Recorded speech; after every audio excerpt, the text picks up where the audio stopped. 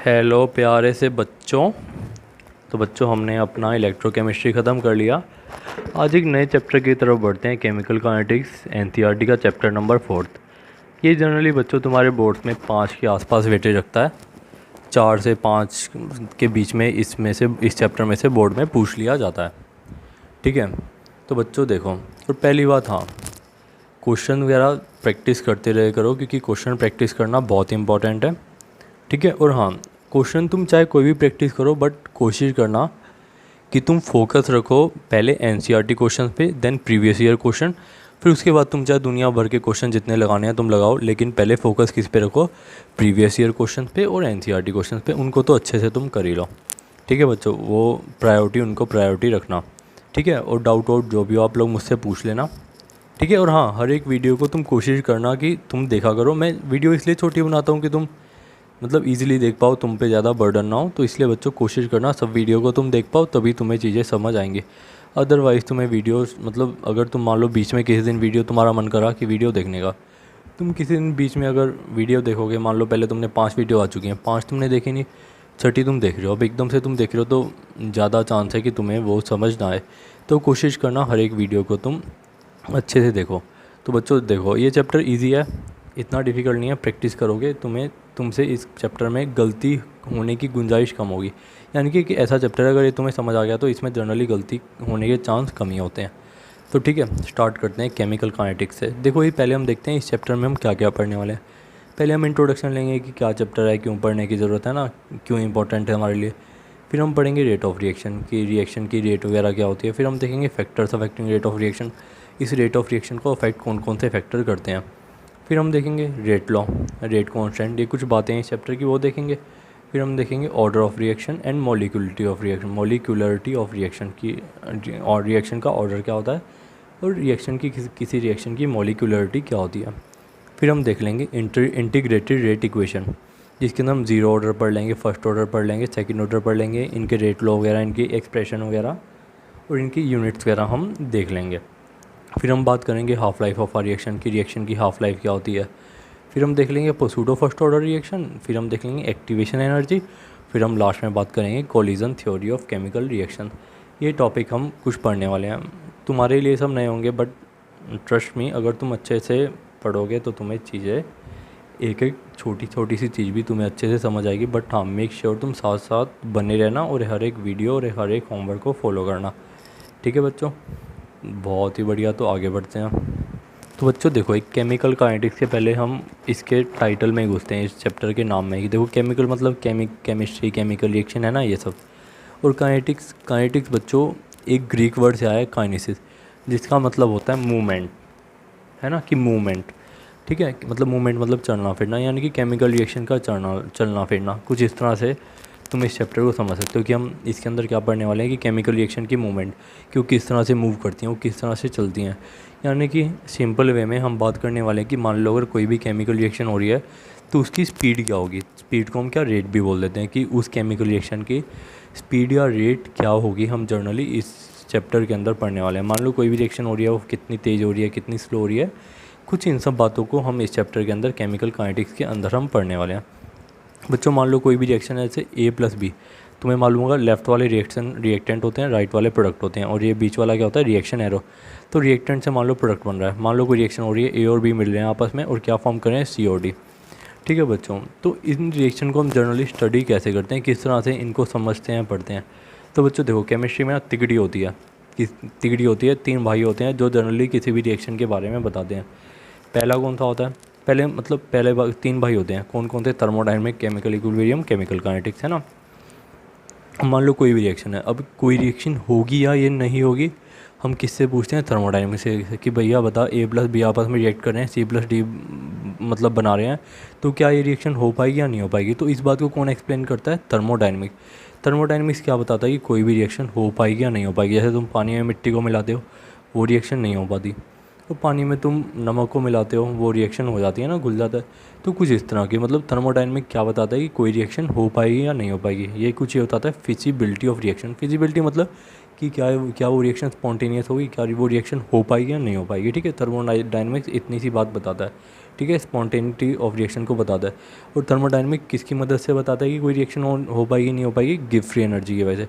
वो बोलता है कि अगर मेरी गिव फ्री एनर्जी नेगेटिव हो गई, लेस देन जीरो हो गई, तो रिएक्शन हो पाएगी यानी कि स्पॉन्टेनियस होगी।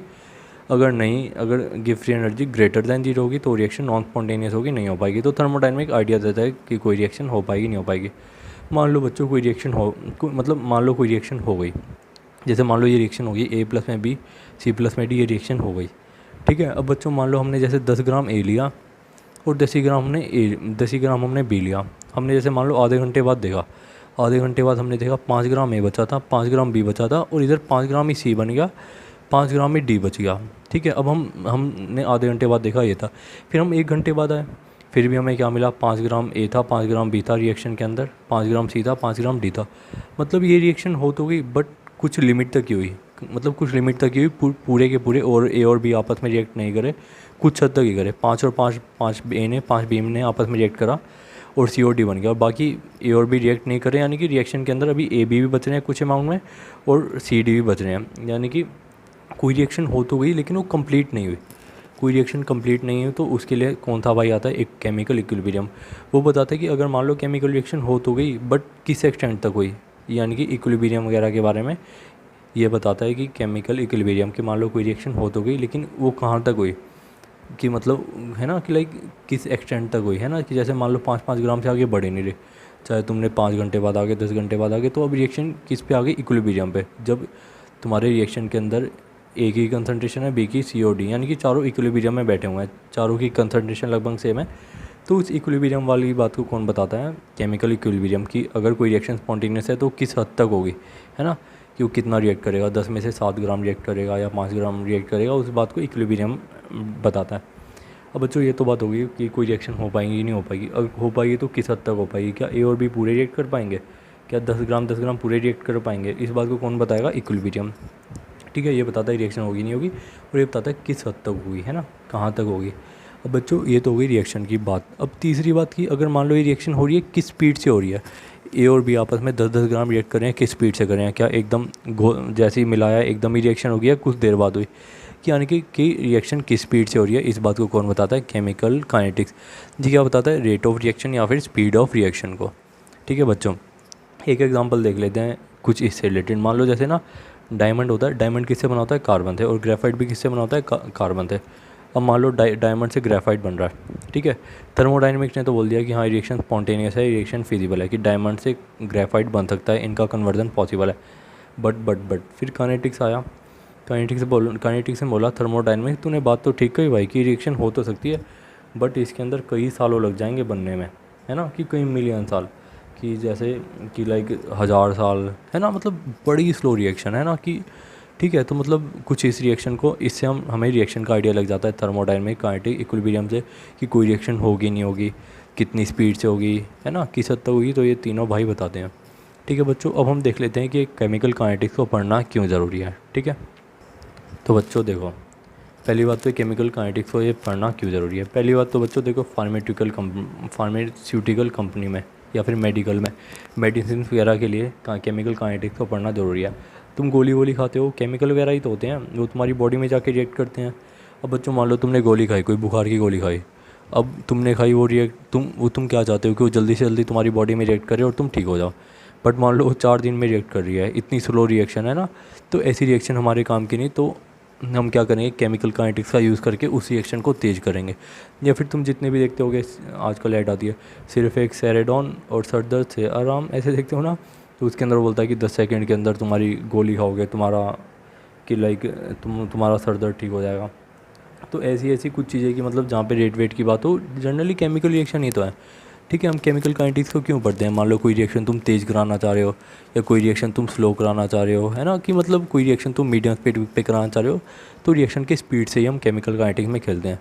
कि जैसे दवाई का स्पीड में रिएक्ट करना ज़रूरी है, तो हम किस किस चीज़ का यूज़ करके हम उस दवाई की स्पीड को बढ़ा सकते हैं, उसके रेट को बढ़ा सकते हैं, कुछ इस तरह से। अब तुम मान लो तुम जैसे बाज़ार से तुम फूड वगैरह लेके आते हो, जूस लेके आते हो, रियल जूस, वो बच्चों 6-6 महीने तक चल जाता है वो, है ना, कि जबकि तुम निकलवा के लाओगे ताज़ा जूस वो एक भी दिन चलेगा, है ना। तो मतलब ये पैक्ड फूड वगैरह के अंदर भी केमिकल काइनेटिक्स का यूज़ होता है। क्यों? क्योंकि वो रिएक्शन जो बड़ी फास्ट हो रही है उसके अंदर कुछ ऐसा केमिकल डाल दें कि वो रिएक्शन स्लो हो जाए और हम उसको लंबे समय तक यूज़ कर पाएँ। ठीक है, देख रहे हो ना स्पीड की बात, कि वो लंबे टाइम तक चल पाए, कि वो रिएक्शन जल्दी ना हो। इसके अंदर तुम चाह रहे हैं रिएक्शन फास्ट हो, बट इसके अंदर हम चाह रहे हैं रिएक्शन स्लो हो। बच्चों और बहुत डिफरेंट तरीके की रिएक्शन को पढ़ने के लिए भी हम केमिकल काइनेटिक्स का यूज़ करते हैं ना, कि लाइक कोई रिएक्शन जैसे रस्टिंग ऑफ आयरन है, इतनी स्लो रिएक्शन है, उसको पढ़ने वगैरह के लिए वो किस तरह से हो रही है, उसके अंदर भी हम केमिकल काइनेटिक्स का यूज़ करते हैं। या फिर हमारी बॉडी में जो एंजाइम वगैरह काम करते हैं, हमारी बॉडी में एंजाइम वगैरह होते हैं ना, जो हमारे लाइक पूरी बॉडी की वर्किंग को मेंटेन करते हैं, तो उस सब में भी हमारी केमिकल काइनेटिक्स की नीड होती है। तो बच्चों देखो, केमिकल काइनेटिक्स हमें क्या पता चलिए कि क्या, मतलब इन सब बातों से हमें एक चीज़ तो पता चली कि केमिकल काइनेटिक्स क्या है, कि केमिकल की स्टडी, उनकी रिएक्शन की स्टडी, उनकी रेट ऑफ रिएक्शन की स्टडी, कि वो कोई रिएक्शन कितनी तेज़ हो रही है, कितनी स्लो हो रही है ना, कि मतलब कोई रिएक्शन स्लो हो रही है तो हम उसे किस तरह से तेज़ कर सकते हैं, या कोई रिएक्शन बहुत तेज़ हो रही है हम उसे किस तरह से स्लो कर सकते हैं। ये सब बातें हम कुछ केमिकल काइनेटिक्स में पढ़ने वाले हैं धीरे धीरे। तो देखो, केमिकल काइनेटिक्स क्या है? Branch of chemistry which deals with the study of rate या फिर स्पीड ऑफ रिएक्शन। ये क्या है? केमिस्ट्री की ऐसी ब्रांच है जो डील करती है तुम्हारी रेट या स्पीड ऑफ रिएक्शन। ठीक है, और हाँ मतलब रेट या स्पीड ऑफ रिएक्शन या फिर factors affecting rate of reaction. ठीक है, इसके अंदर हम क्या क्या पढ़ने वाले हैं? रेट ऑफ रिएक्शन, या फिर कौन कौन से फैक्टर हैं जो रेट ऑफ रिएक्शन को अफेक्ट करते हैं, और या फिर मैकेनिज़्म ऑफ रिएक्शन, कि कोई भी रिएक्शन का पाथवे क्या है, वो किस किस स्टेप से हो रही है ना, कि लाइक वो मैकेनिज़्म मतलब किस पाथवे को फॉलो कर रही है, किस रास्ते को अपना रही है, कुछ ऐसी चीज़ें। अब बच्चों देखो, एक रेट्स के बेस पे रिएक्शन तीन तरीके से हो सकते हैं। पहली ऐसी जो बहुत फास्ट रिएक्शन होता है, दूसरी ऐसी मॉडरेट रिएक्शन जो मीडियम से स्पीड में हो, तीसरी जो बहुत स्लो रिएक्शन। बच्चों फास्ट रिएक्शन कौन सी? जैसे मान लो तुमने पानी के अंदर नमक को डाला, बड़ी जल्दी घुल गई। मान लो पानी के अंदर तुमने चीनी को डाला, वो थोड़ी धीरे धीरे घुलती है ना, तो कुछ इस तरह की रिएक्शन। वेरी फास्ट जो बहुत जल्दी घुल जाए पानी के अंदर, या जो बहुत मतलब जल्दी से आपस में रिएक्ट कर जाए, जैसे पानी और नमक आपस में जल्दी रिएक्ट कर गए और नमक को घोल लिया, तो ऐसी रिएक्शन कैसी होती हैं? बहुत फास्ट, जो जल्दी से हो जाए। जनरली आयनिक रिएक्शन बहुत ज़्यादा फास्ट होती हैं, जैसे AgNO3 प्लस में NaCl एक आयनिक रिएक्शन है, तो इन दोनों ने आपस में रिएक्ट करा, AgCl और NaNO3 फॉर्म कर लिया। जैसे ही तुमने AgNO3 और NaCl को मिलाया ना, तो क्या मिल जाएगा? AgCl और NaNO3। मतलब बड़ी फास्ट रिएक्शन होती है, जैसे ही मिलाते हो इन दोनों को रिएक्ट कराते हो, ये दोनों मिल जाते हैं। ठीक है, और हमने सॉल्ट और वाटर की बात कर ही ली। और बच्चों फिर कुछ आती है मॉडरेट रिएक्शन, जो हम धीमी गति की रिएक्शन, यानी कि जो मीडियम स्पीड की रिएक्शन कह सकते हैं। जैसे हाइड्रोजन पेरोक्साइड है H2O2, जब इसको तोड़ते हैं H2O प्लस में या O2 में, तो ये रिएक्शन थोड़ी मीडियम स्पीड से होती है ना, कि मतलब ना इतनी फास्ट ना इतनी तेज। और या फिर जब सुक्रोज की तुम रिएक्शन कराते हो पानी और H+ के साथ, पानी और एसिड के साथ, तो हमें मिलता है ग्लूकोज और फ्रक्टोज। ये भी मीडियम गति की रिएक्शन है। और बच्चों फिर कुछ रिएक्शन आती हैं वो जो बहुत स्लो, जैसे कि रस्टिंग ऑफ आयरन। मान लो तुम कोई लोहे की चीज़ लाए, ठीक है, अभी तुम लाए, वो 6 महीने में 1 साल में जाके जंग लगेगा ना, इतनी स्लो रिएक्शन तो है ना। तो यानी कि कुछ ऐसी रिएक्शन होती हैं जो बड़ी स्लो होती हैं, जैसे कि रस्टिंग ऑफ आयरन, है ना, कि देखते हो तुम लोहे पे जंग कितनी धीमे धीमे लगता है ना, कि 6 महीने बाद लग रहा है, फिर मतलब बड़ी स्लो प्रोसेस है, तुमने देखा होगा। फिर या फिर fermentation of sugar into alcohol. Alcohol किससे बनती है? शुगर वगैरह से बनती है ना, जब शुगर को तोड़ते हैं तभी अल्कोहल बनती है। तो ठीक है, ये प्रोसेस भी कैसा है? बड़ा स्लो। तो बच्चों हमारी केमिकल काइनेटिक्स में हम जनरली कौन सी रिएक्शन को पढ़ना प्रेफर करते हैं? जो मीडियम गति से हो।